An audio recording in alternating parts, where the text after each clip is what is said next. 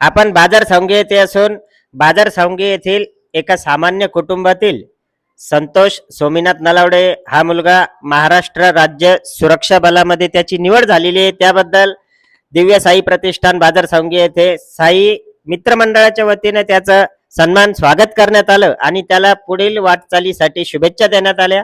आणि सांगायचा विषय म्हणजे की संतोष जो आहे तर याचे चुलत भाऊ म्हणजे 3 भावंड आहेत। त्यात प्रकाश नलावडे म्हणून आहेत, ते सुद्धा पोलीस मध्ये आहे। त्यानंतर मला वाटतं दीदीचं नाव काय, निकिता नलावडे, ती सुद्धा वन विभागामध्ये आहे। आणि गणेश नलावडे हा सुद्धा राष्ट्रीयकृत बँकेमध्ये आहे।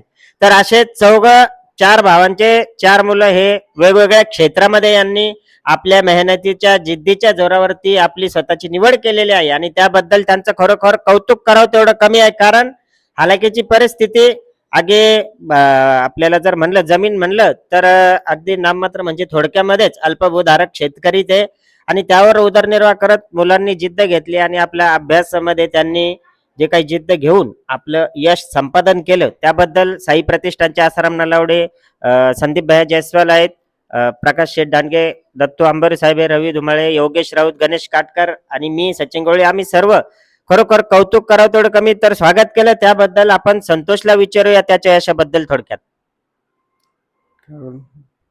तू जे अभ्यास केला त्यानंतर सुरुवात कशी झाली तर थोडक्यामध्ये निवड तुझी जी झाली त्याबद्दल।